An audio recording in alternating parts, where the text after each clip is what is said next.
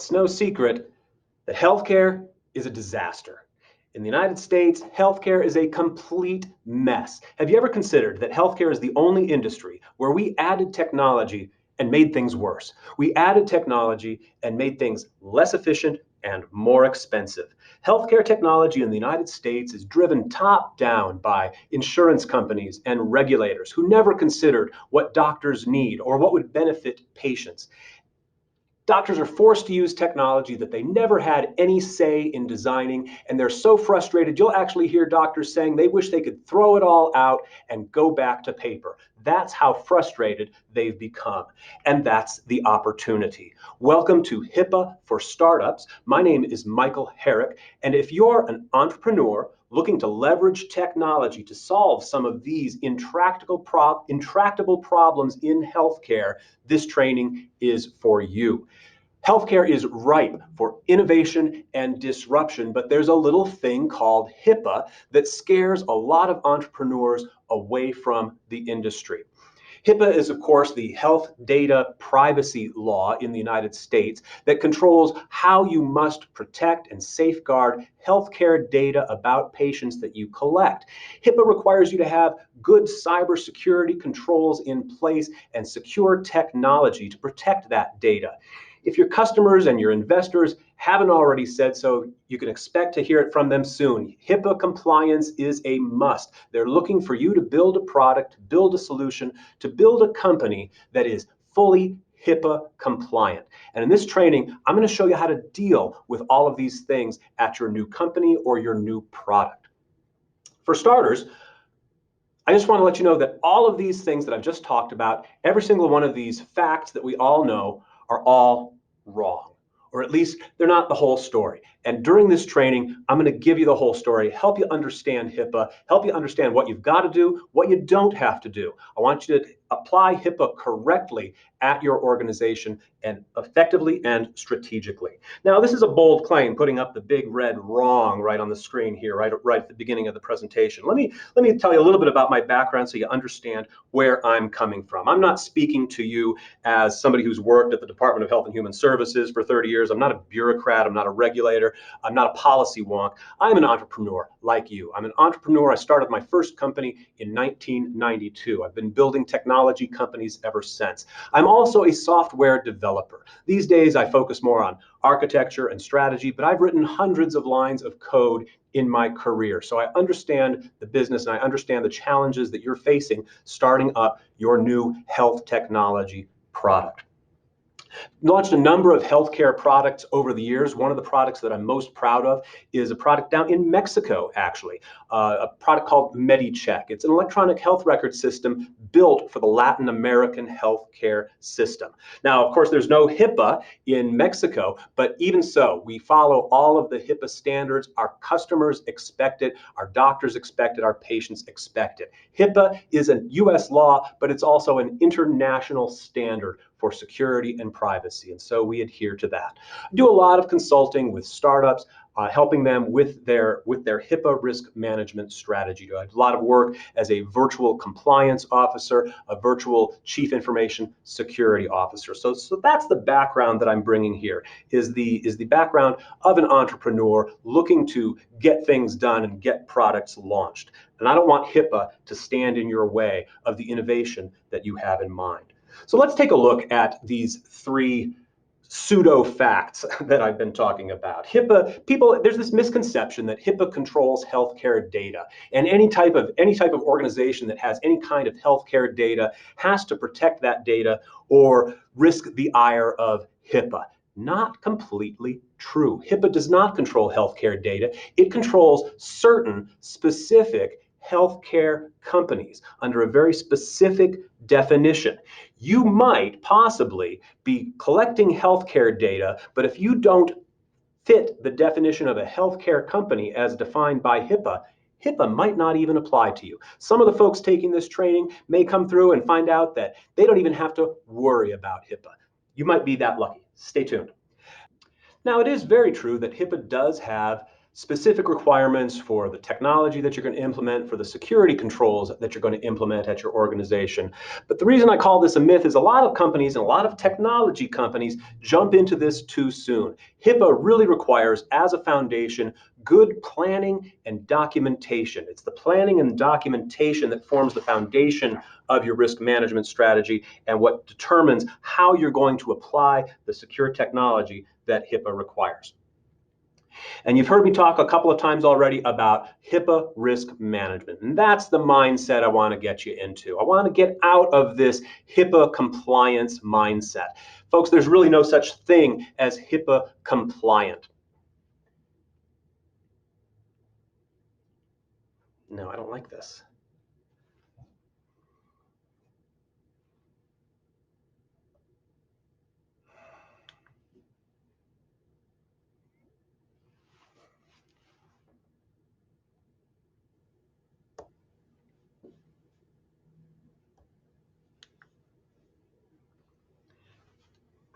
People come to me all the time and they say, we need to make our product HIPAA compliant. Make me HIPAA compliant. I hate to break it to you folks, there's just no such thing as HIPAA compliant. It's a marketing buzzword. It's not a real thing. There's no HIPAA certification that you can achieve. Nobody can sign off on your systems and affirm that you are HIPAA compliant, all right? Nobody's handing out gold stars or going to pat you on the head and call you HIPAA compliant. There's just no such thing. And anybody who's trying to offer you a HIPAA seal of approval or a HIPAA compliant certification, they're selling snake oil. It's not a real thing under the law.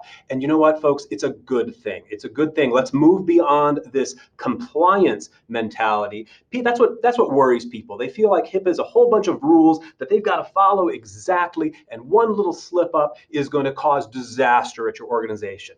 Not exactly. There's not a bunch of check marks that you can check off and achieve HIPAA compliance. I want you, and during this training, I'm going to help you start thinking. I want you to think about a HIPAA risk management strategy. Again, there's no checklist. There's nothing that we can do that will say you do these things and you are now HIPAA compliant. That doesn't exist, and that can be nerve-wracking for some people who just want to check the boxes and move on. But actually, from an entrepreneur's standpoint, this is actually a great way to approach it. This is much more flexible and gives you the power to make business-focused decisions at your organization. Business and risk management decisions, not compliance decisions. Compliance, I don't know about you, but I didn't start my own company because I liked following rules. I didn't start my own company because I like compliance. But when we're talking about risk management, hey, now we're talking the language of business. We're talking the language of startups. This is something we can work with. And we're going to talk about that during this training. Let's back up and do a little bit of alphabet soup analysis here. So just make sure that we've got all of our vocab in place. Obviously, we're talking about HIPAA, which is the Health Insurance Portability and Accountability Act. That law was passed way back in 1996, and things have changed a lot since then. And when we say HIPAA, we're actually referring to more than just that one law. There was the HITECH Act, there's the Omnibus Regulations, even the Affordable Care Act, a number of other laws and regulations. And HIPAA has just become sort of the buzzword, the shorthand phrase for referring to an entire landscape of legislation, regulation, and best practices. We just call it all HIPAA for convenience. But it's more complicated than that if you're a lawyer or a compliance officer. But we're just going to go ahead and keep referring to all of that as HIPAA. HIPAA is about protecting protected health information, and specifically electronic protected health information, or EPHI. So we'll talk about that a lot, about how PHI comes into your organization and how you protect PHI at your organization.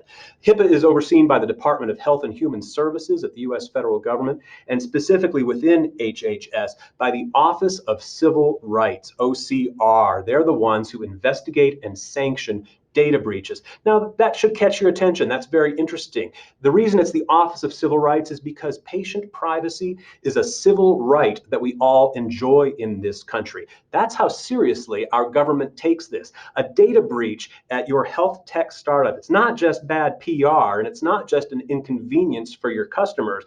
A data breach is downright un-American, and it will be investigated as a civil rights violation. That's how seriously we have to take this.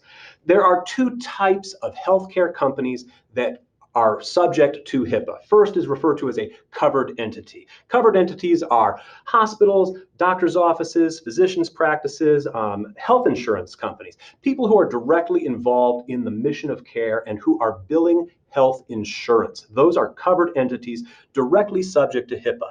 Also subject to HIPAA, and some of you at this training might be a covered entity, actually providing healthcare and billing for healthcare.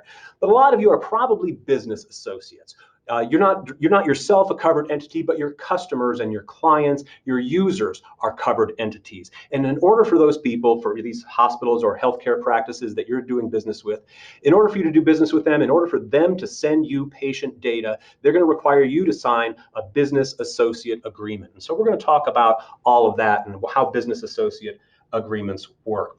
When we're talking about all of this alphabet soup and all these buzzwords, there's one thing that's just the most important thing. But if you learn nothing else during this training, I want you to know how to spell HIPAA, for crying out loud. I can't tell you how often I go into a practice or a hospital or see something on a website and I see HIPAA spelled with 2 P's. All right, HIPAA has 1 P and 2 A's. So whether you remember what all those letters stand for, at least let's remember how many P's and A's we have in HIPAA. There's nothing that makes you look ignorant and uninformed about your obligations than not even knowing how to spell the law. So let's talk about these healthcare companies that are subject to HIPAA, and let me help you figure out which one you might be, if either. So the first question is, are you a covered entity? Are you, under the law, directly subject to HIPAA as a covered entity? Now, like I said, this is usually hospitals, healthcare practices, people providing healthcare and billing for healthcare. At this link, there's a link. This is a link to a flow chart put out by the government that you can go through and answer some questions, and it'll take you through and help you determine whether or not you are a covered entity. But most people just go through the first 2 questions to figure it out. Here's what it comes down to. Are you collecting healthcare data as that's defined in the Act? We can get into you can look into what that means exactly. That's no good.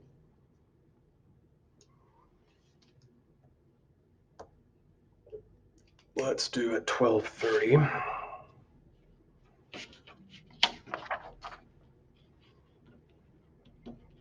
12:38.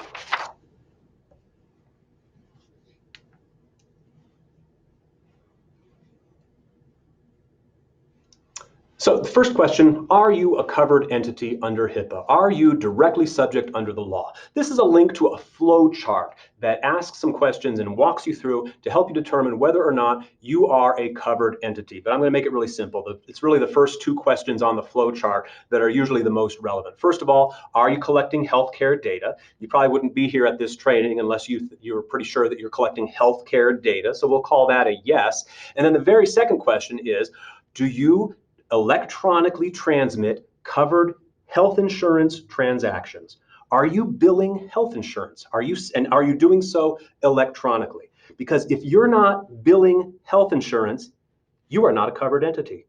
HIPAA does not apply directly to you. HIPAA does not cover any kind of healthcare data, however it's being collected and whoever collects it. It only protects healthcare data when it's being collected by a covered entity who bills insurance transactions electronically. If you're not billing for insurance, you are not a covered entity. You might have HIPAA obligations the other way, though. If your customers, if your clients or users are covered entities, they may ask you to sign a business associate agreement. So you might be a business associate. This is really easy. Are you receiving PHI from a covered entity? And did your customer have you sign a business associate agreement? If you signed a business associate agreement, or if you're planning to sign a business associate agreement, your customers may require this as a condition for doing business with them. That makes you a HIPAA business associate, and that's what signs you up. That's what puts you on the HIPAA hook. Most of my clients are business associates, and they come to me because they've got to deal with those obligations that they inherit through this business associate agreement. We're going to talk a little bit later in the training more specifics about how a business associate agreement works. But this is the second way that you can become liable and subject to HIPAA. If neither one of these things applies to you, you might not be subject to HIPAA. I mean, first of all, some folks are not really collecting healthcare data as it's defined. You know, fitness trackers and some wellness applications sometimes are not considered healthcare data. So you don't even meet the first criteria. You might not be a covered entity. And again, remember, if you're not billing to health insurance, if you're not actually sending electronic transactions to health insurance companies for reimbursement, then you're not a covered entity.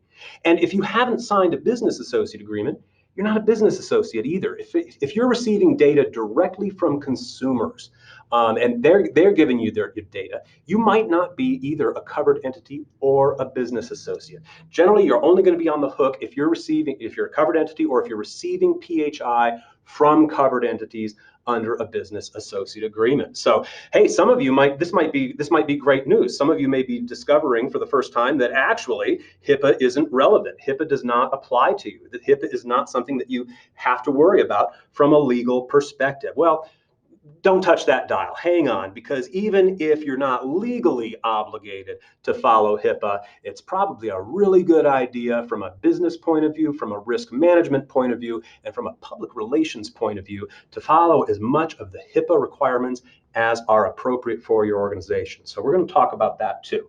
But let's start by let's break down HIPAA a little bit. HIPAA breaks down into three components. We call them the privacy rule, the security rule, and the breach notification rule. Privacy, who can you share data with and when and how do you document that? Security rule, this is what people usually think about when they think about HIPAA. They think about all of the security requirements, the encryption that's required, the password management that's required, things like that. And that's just one part of HIPAA under the security rule. There's also a breach notification rule. If you become aware of a security incident or a breach of protected health information, you've got to report it. You might have to report it to patients, to clients. You might even have to report it to the Department of Health and Human Services or even to the press.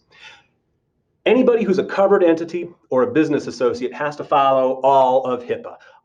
Some of the privacy rule doesn't apply to business associates so much. The breach notification rule might change a little bit for business associates. Everybody's got to follow the security rule. Like I say, that's the part that people think of as being all about HIPAA. So if you're a covered entity or a business associate, you've got to follow all of this stuff. And if you don't, there is enforcement action that can come after you. It can come after you as a business associate or as a covered entity.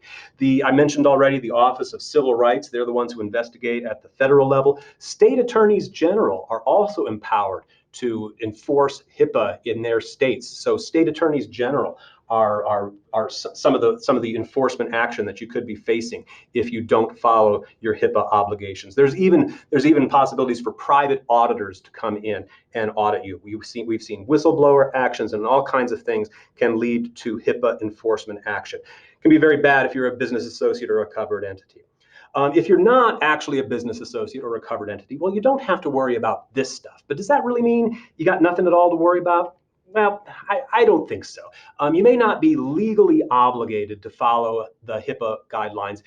And if you violate HIPAA, maybe you're not going to be investigated by the Department of Health and Human Services. But still, HIPAA is, as I said before, it's an international standard that's recognized in the community, and it's even recognized by the public. And so I advise my clients who don't have specific legal obligations to voluntarily adopt as much of HIPAA as you can, as much of HIPAA as is appropriate.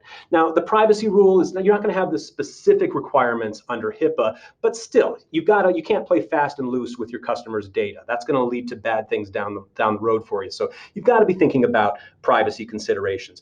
Breach notification. You might have breach notification requirements, maybe not under HIPAA, but you might have breach notification requirements under state law. Most states in our country now have a data breach notification law that you're going to have to follow. And then the security rule. This is what people really come to me for. And I recommend that even if you're not legally obligated to follow the security rule, go ahead, voluntarily adopt the security standards of the security rule. Those security standards, that's what you'll be judged by. If not in actual court, you'll be judged by them in the court of public opinion. So even wherever you are in your legal obligations, this is the framework you want to work within to meet your HIPAA obligations.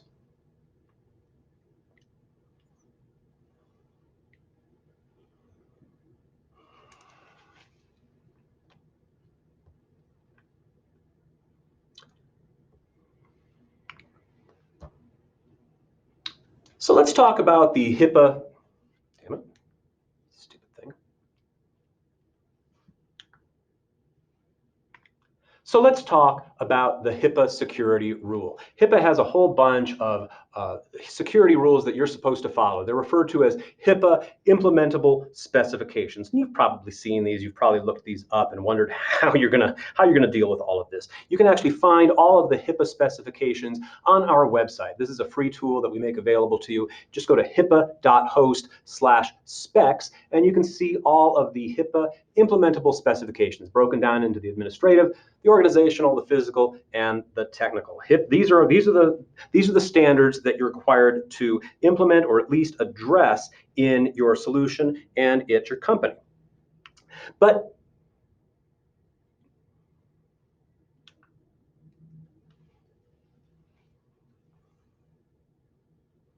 and this can be very intimidating for people who are coming at it from a compliance mindset, that you've got to deal with all of these things, you've got to do all of these things. Not necessarily. HIPAA does not require heroic measures. HIPAA does not require you to do every single thing that's on that list, and there's a lot of flexibility on how you implement the implementable specifications. And what's going to be appropriate for one company is going to be different for another company. No heroic measures. You're aiming for what's reasonable and appropriate for the size, the nature, and yes, even the budget of your organization. What's appropriate for a small software startup who's collecting tens of thousands of patient records is very different from what's reasonable and appropriate for a large health insurance company with millions of member lives in their database. No heroic measures. Let's go for what's reasonable and appropriate. How do you decide what that is? How do you determine what's reasonable and appropriate for your organization?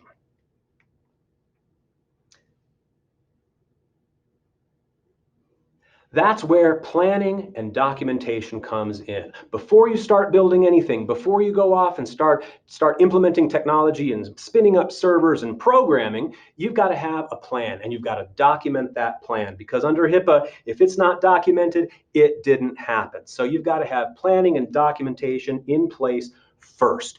And the tool for doing that is a standard business tool, a standard risk management tool called the risk assessment. A risk assessment is required by HIPAA.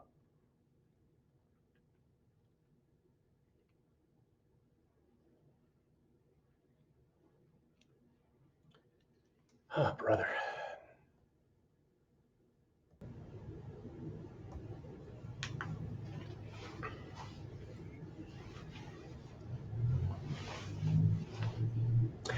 There's a standard business and risk management tool that is designed for exactly this, and it's called a risk assessment. A risk assessment is required by HIPAA, and it's the foundation of your risk management strategy. Everything starts with the risk assessment. Now, a risk assessment is simply a proactive, enterprise-wide look at all of the systems at your organization, at all of the ways that PHI, protected health information, can come in, how the ways that you receive or create PHI, and how PHI moves through your organization from one system to another. Every step of the way, what are the security controls that you have in place to protect that PHI? All of that is identified and documented in a risk assessment.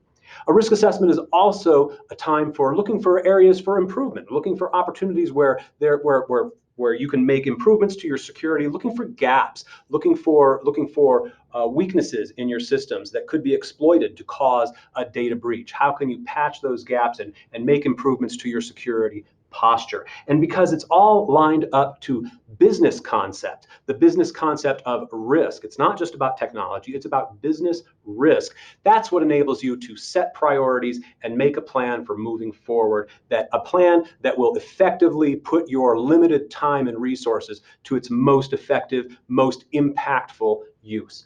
As I said, a risk assessment is required by HIPAA. It's the very first thing that a HIPAA auditor would ask for if there's ever a data breach at your organization. All right, they're not going to dive right into the technology. They're not going to ask you about your encryption. They're not going to ask to see your penetration test. The very first thing they're going to ask for is your HIPAA risk assessment. And unfortunately, lots of companies skip this step, dive right into the technology, don't have this stuff documented, and when they're asked for a risk assessment, they don't have a good answer. And that's what can lead to these business killing fines that you might be seeing in the news. Crippling HIPAA fines, almost always tied to the lack of a risk assessment. Here's an example. Here's a provider up in Colorado. They suffered a phishing attack through an email phishing attack. Can happen to anybody. And breached 3,200 patient records, and it led to a whopper of a fine, $400,000 fine for this nonprofit health clinic. What you'll see in these news releases, there's a link here to the press release. Every time there's a breach, HHS issues a press release bragging about the killer fine that they've imposed and their findings, what went wrong. And the very first finding in all of these announcements is always the lack of a risk assessment. Yes, there were problems. Yes, there was a phishing attack and things like that. But the main thing that they cite, the main thing that they criticize, and is at the very top of their findings, is the lack of a risk assessment. Yes, you had a phishing attack, but when you don't even do a risk assessment, how could you know? You've got no way of preparing yourself or protecting yourself from what could go wrong. And if you don't have a risk assessment, you're just demonstrating reckless disregard for your obligations under the law. It's the lack of a risk assessment that racks up the fines. Lack of a risk assessment can turn a $10,000 fine into a $100,000 fine. Just that one factor. Even if you're not a covered entity or a business associate, you wouldn't be facing fines from Health and Human Services, but a risk assessment is still a great business process to go through for your organization. All right, this is a risk assessment is your plan and your roadmap, so that to ensure that you're building the right technology and that you're applying your resources most cost effectively, that you're not building stuff that's not actually going to help. You're focusing on technology and processes that's actually going to move the needle, that's actually going to help improve your security and compliance posture. That's your risk assessment that gives you that roadmap.